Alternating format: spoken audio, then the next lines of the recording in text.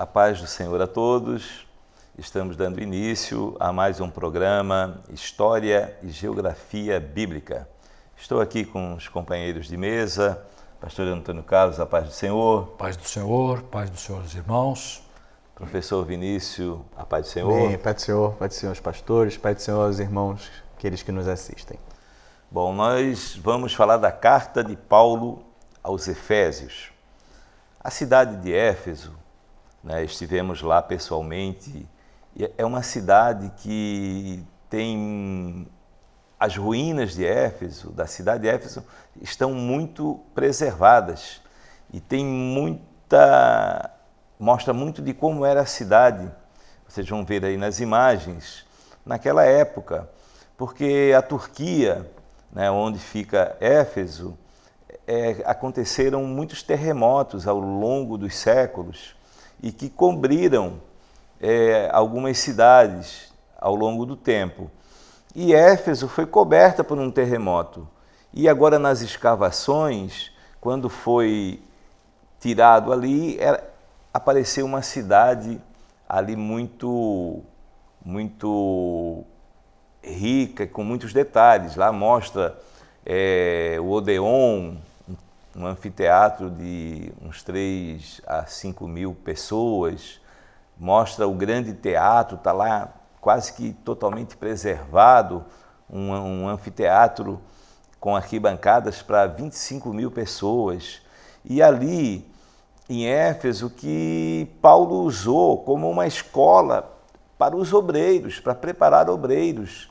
Ele alugou, a história relata, entre 2 a 3 anos, ele ministrava quase que diariamente aulas na escola de Tirano.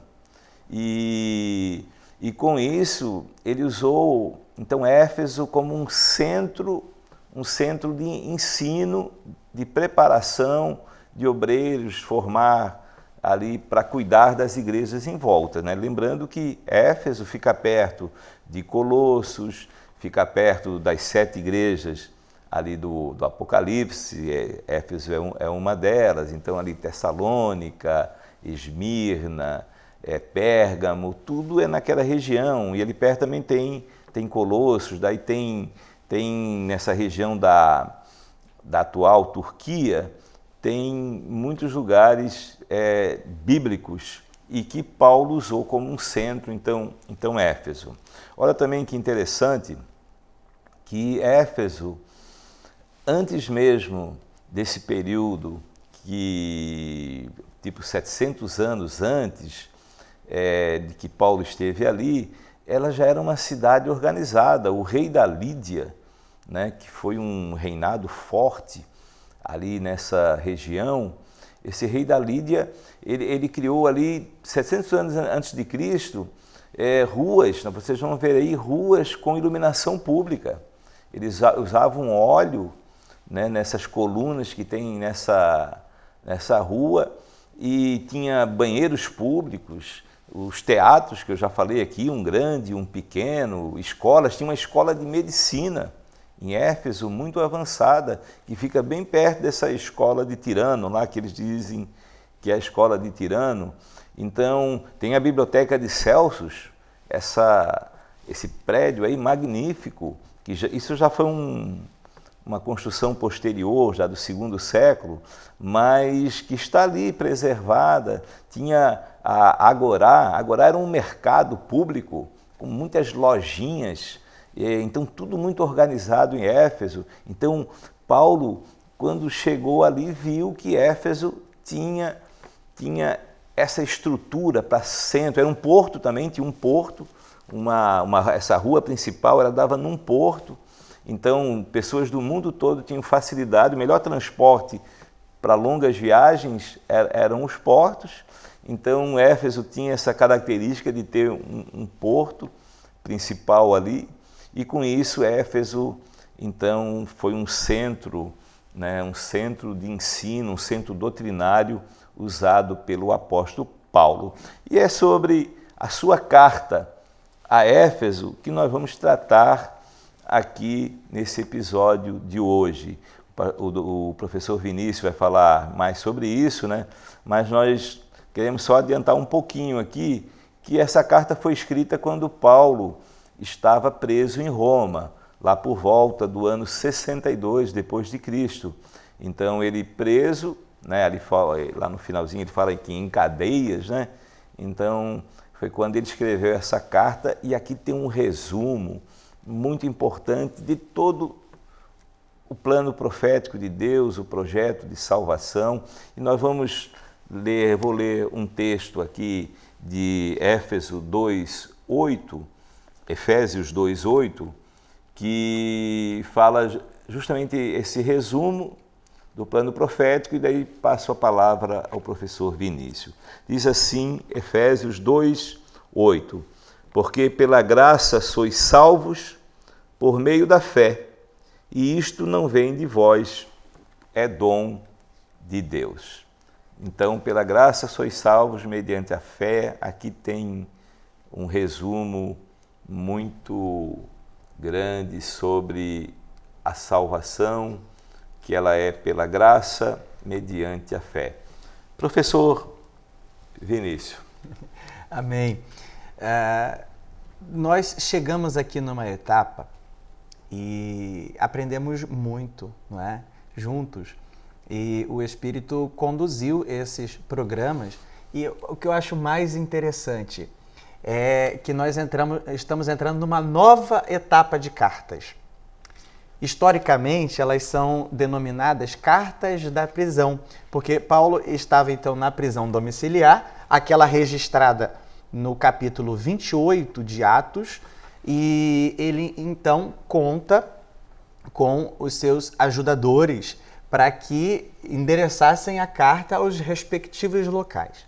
Mas, recapitulando aquilo que foi aprendido até aqui. Professor Vinícius, só permite uma interrupção aqui. Você falou aqui da prisão domiciliar, né? Exato. Porque teve um oficial lá que permitiu Paulo nessa prisão domiciliar, e ali então ele recebia visitas. Lucas ele visitava muito, né, o médico. A segunda prisão, que foi a prisão Mamertina, aí já... que até aparece aí na imagem, já foi uma prisão muito, eu tive lá, severa, muito, quem tem problema de claustrofobia tem problema lá, porque ela é muito insalubre. Exatamente. Mas é só um parênteses. Sim, ótimo. Ali. Sempre Amém. bom lembrarmos esses fatos. Mas, recapitulando esse histórico doutrinário, né? Eu acho que é importante nós pararmos um pouco e lembrar aquilo que aprendemos até o momento. Em Gálatas, a primeira carta, nós vimos que o tema da carta foi salvação, o ato e o processo. Depois, então, nós passamos para 1ª e 2ª Tessalonicenses, em que o tema principal da carta foi o arrebatamento e a segunda vinda de Jesus. Então, nós passamos para a carta aos Coríntios, a primeira carta, que traz como seu tema principal Igreja Corpo Vivo, falando dos dons espirituais, da ordem no culto, da ceia, do culto profético, uma essência que não pode ser perdida. Até que então nós chegamos na segunda carta aos Coríntios e vimos que o propósito principal era a defesa, o ministério do novo pacto, não da letra, não é? Então, finalizamos essa primeira etapa com a carta aos Romanos, em que o tema da carta foi graça e fé. Isso para nós é muito importante, porque a doutrina da Igreja Apostólica, da primeira igreja, não é diferente da doutrina da igreja hoje. Portanto, é extremamente importante nos nossos templos, nas nossas igrejas, nós identificarmos a mesma doutrina. A salvação, o arrebatamento, os dons espirituais, a igreja professa, vive o mesmo Pentecostes, a mesma doutrina da igreja primitiva. Então, agora nós entramos numa carta, que é a carta, né, aos Efésios, que foi escrita nessa prisão domiciliar, junto com Colossenses, junto com Filipenses, Filemon. Essas cartas elas são quase que sequenciais na sua escrita. Então, Paulo contou, como falamos aqui, com seus apoiadores para que endereçassem então essas cartas. O que nós vemos aqui agora é que a carta aos Efésios, ela possui uma condensação doutrinária muito forte. Então é como se o apóstolo visse todo o trabalho, todas as viagens já haviam sido feitas.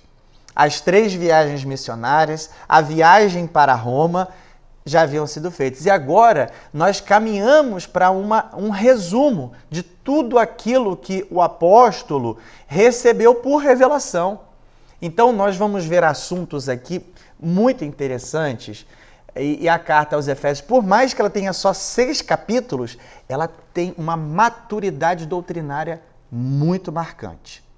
Então ela vai falar do louvor, a glorificação à Trindade, é logo no primeiro capítulo. Ela vai falar sobre a salvação pela graça. Ela vai falar sobre o mistério do Evangelho e o compromisso dos ministérios em difundir Jesus como um mistério que precisa ser revelado. Então, ele vai ensinar os meios de graça. A igreja, que é um corpo vivo, está numa batalha constante e ela não luta contra a carne nem contra o sangue, mas ela participa, ela atua numa batalha espiritual e, portanto, ela precisa ter uma armadura espiritual.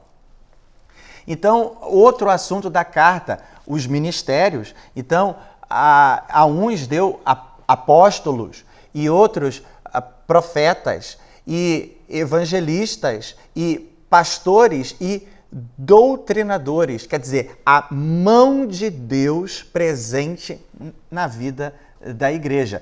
Expressões que nós vemos muito citadas no livro de Atos, escrito por Lucas. Né? E a mão do Senhor era com eles. Então ali nós temos uma condensação doutrinária muito marcante e é nesse assunto que nós vamos entrar agora. Lembrar também, né, vou passar aqui a palavra para o pastor Antônio Carlos, que Éfeso era a capital de uma província, né, que era a província da Ásia, né? Já falamos isso outras vezes, mas é importante lembrar. Então, conhecemos um continente que é o continente asiático, né? Ele vai desde a Turquia, Oriente Médio, até o Japão, que é o extremo Oriente. Não é essa região, né? Temos a Ásia Menor, que é a região onde fica a Turquia como um país, e um trecho apenas, né? No ocidente ali da Turquia existe uma região que era denominada, uma província romana denominada Ásia. Então, ali estavam as igrejas presentes, como já citadas aqui pelo pastor Ian anteriormente, e era uma capital. Então, era um centro de comércio, um centro de portos, um centro cultural. Ali havia, né? Paulo precisou batalhar muito contra aqueles que comerciavam idolatrias, né?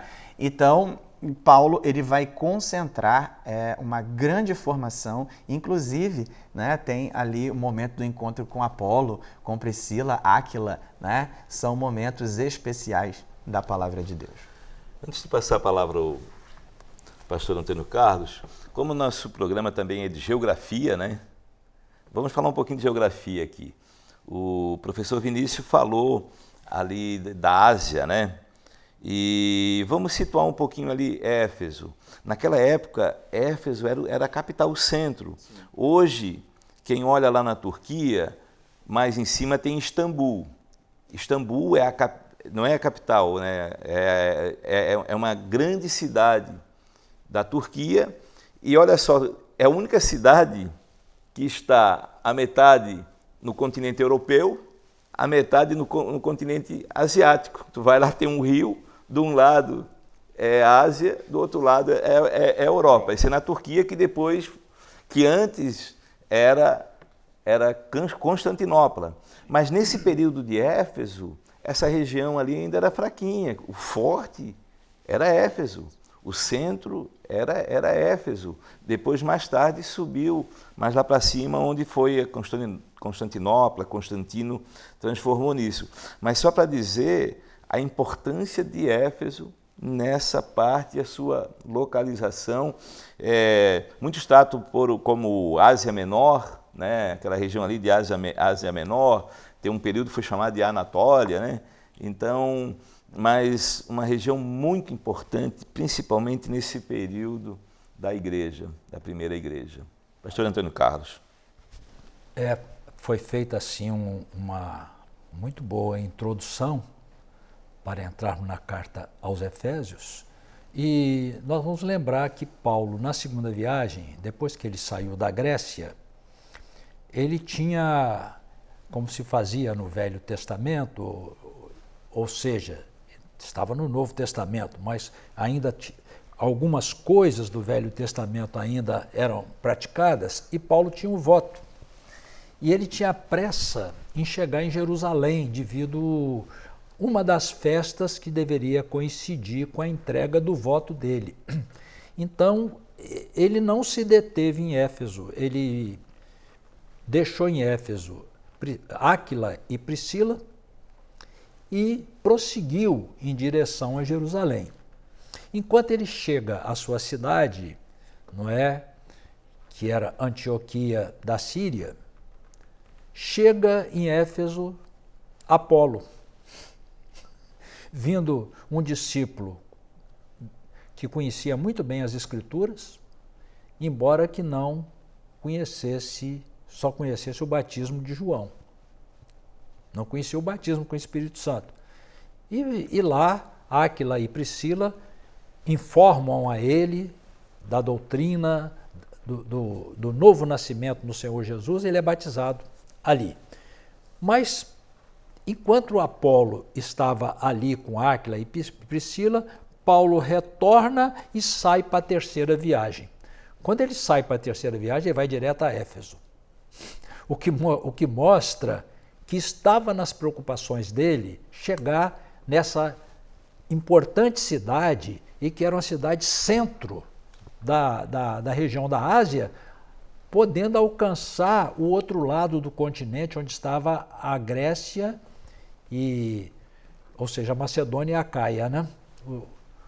Naquela ocasião divididos. Então ele se posicionou no lugar central, onde se observa que ele passou rápido a partir da segunda viagem, mas estava na preocupação dele, a cidade de Éfeso. Então, ao chegar na sua cidade, depois que ele chega em Jerusalém, vai para Antioquia, ele empreende a terceira viagem e vai direto a Éfeso, onde permanece cerca de 3 anos.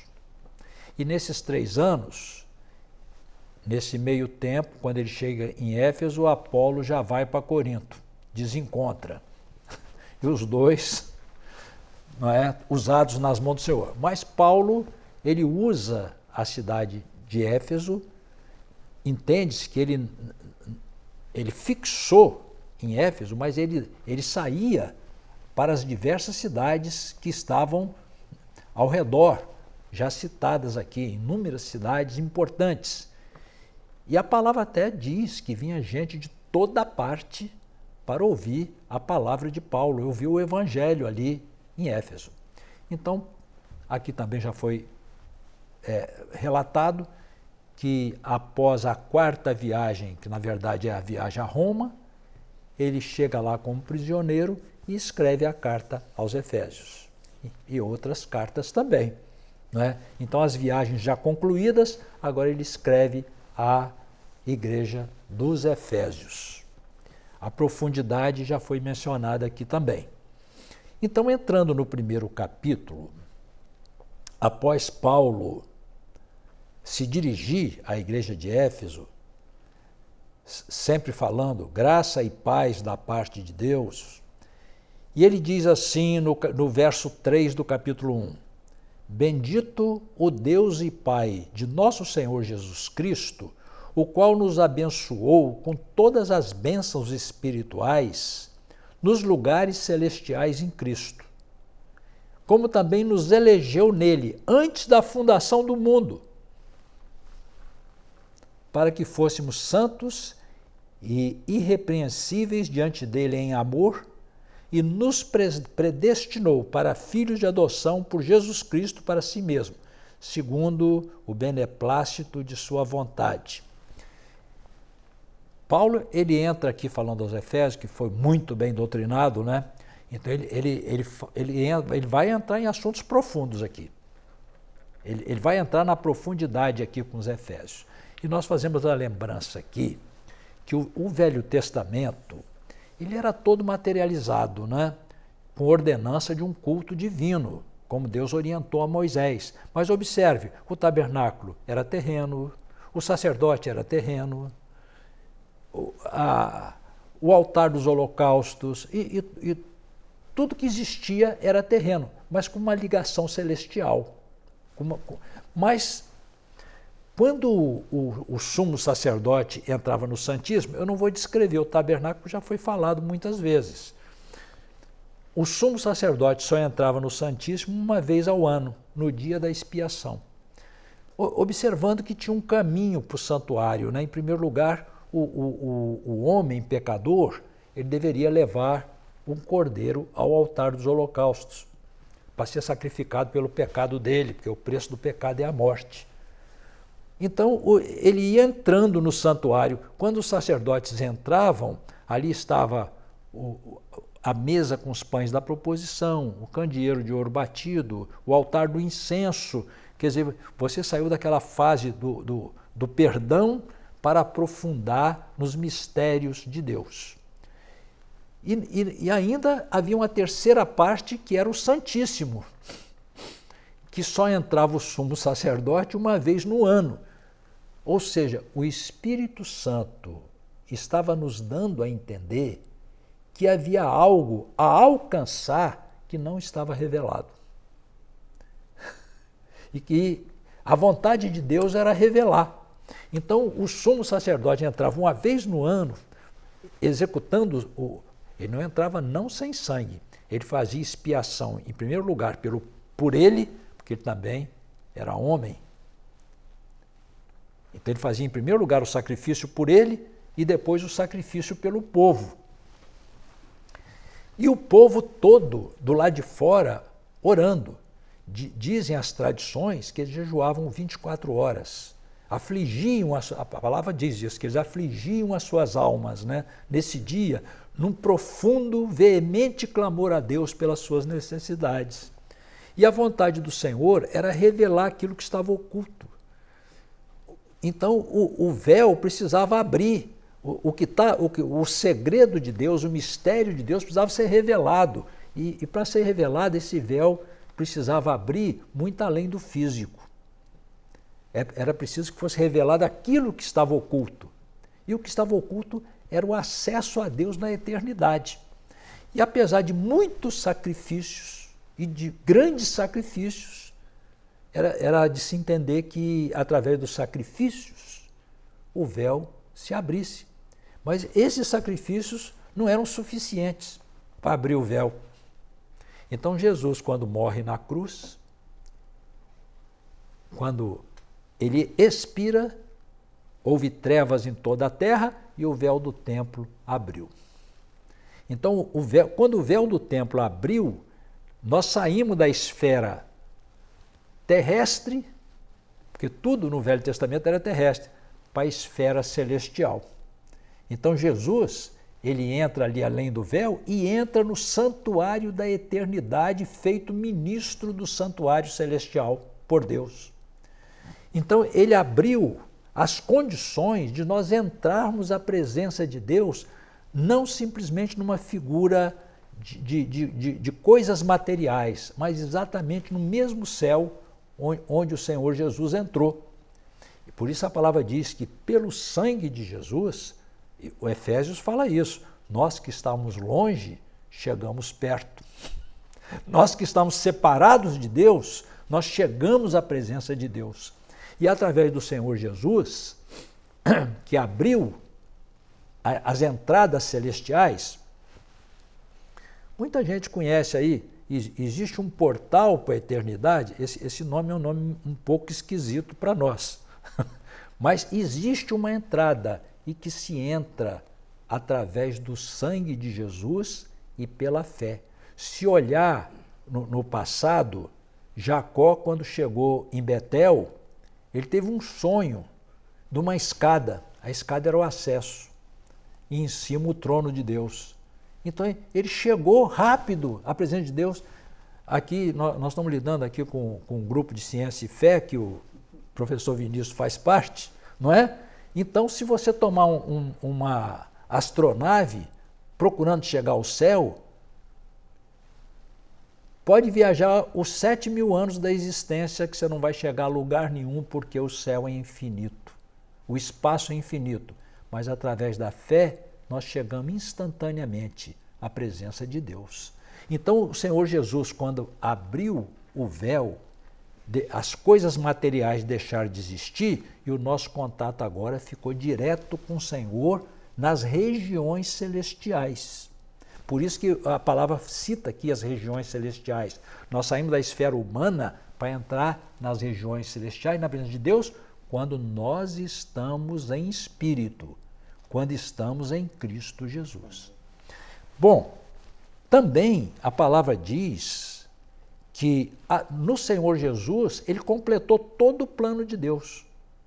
Todo o plano de Deus é completado no Senhor Jesus, no seu Filho. Porque a obra que ele fez nos levou à presença de Deus desde a fundação do mundo, porque as obras de Deus no Senhor Jesus estão prontas desde a fundação do mundo. Vou dar um exemplo. Então vamos dizer, os sacrifícios do Velho Testamento eram feitos continuamente. Então, se o sacrifício, de fato, tivesse o poder de transformar a pessoa, de fazê-la transcender, uma vez feito o sacrifício, não precisava fazer mais. Mas as tentativas eram sucessivas, buscando alcançar essa perfeição. E a perfeição só aconteceu quando Jesus deu a sua vida, quando ele pagou o preço na cruz. Então foi um projeto grandioso de Deus, não é? Então, a palavra diz que, através do Senhor Jesus, Deus completou todo o seu plano de salvação e nos deu acesso às regiões celestiais, não às regiões terrestres, mas às regiões celestiais, desde que estejamos no Espírito. E nos elegeu. E diz mais aqui, predestinou. Mas tem um lugar na palavra que diz segundo a sua presciência.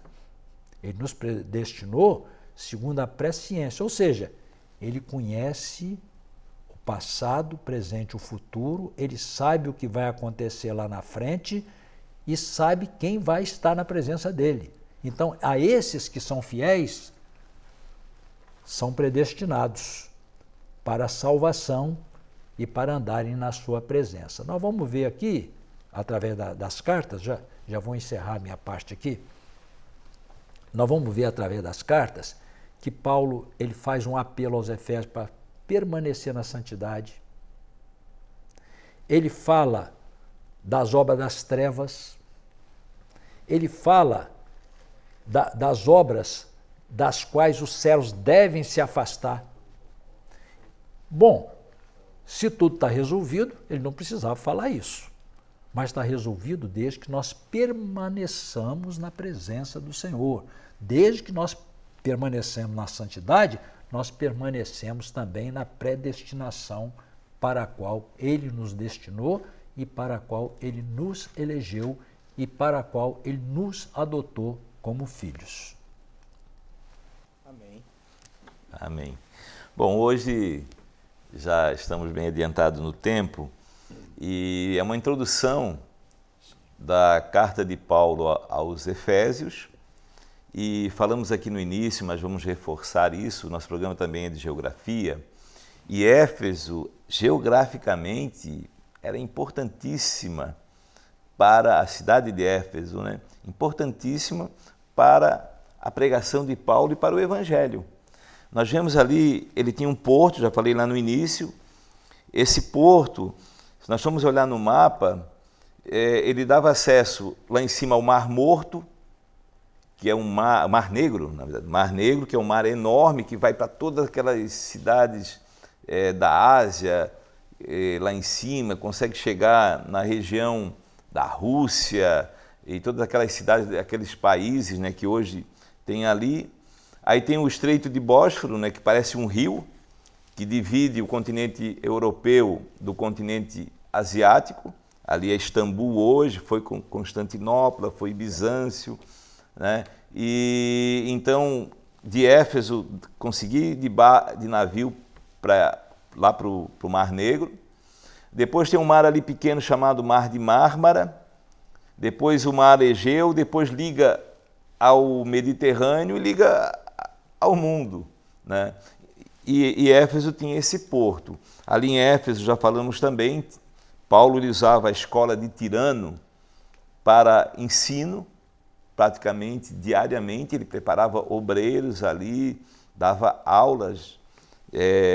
Durante 2 anos, no mínimo, ele deu aula nessa escola de Tirano. Tirano, tudo indica que era o nome de um homem, ou podia ser uma escola com o nome Tirano, homenageando alguém importante ali da cidade, né? A Bíblia relata, e historicamente também é relatado, a escola de Tirano. E Paulo então usou como ensino para passar a doutrina. E agora que essa carta ele escreve em torno de 5, 6 anos após ele ter ficado esses 3 anos em Éfeso. Então ele manda a carta para consolidar, né, uma doutrina passada e deixar ali uma firmeza, né, a consolidação da doutrina, e lembrando aqui coisas que foram faladas aqui pelo professor Vinícius e pelo pastor Antônio Carlos, né, sobre a salvação, que é pela graça, que não é por obras, é pela fé, mediante a fé.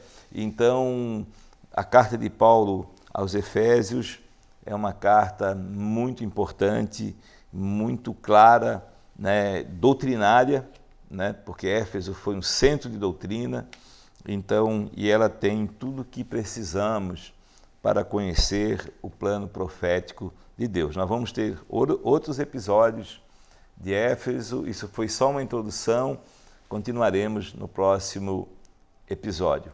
Pai do Senhor, pastor Antônio Carlos. Pai do Senhor aos irmãos. Pai do Senhor, professor Vinícius. Senhor, Pai do Senhor a todos que nos assistem. Pai do Senhor a todos.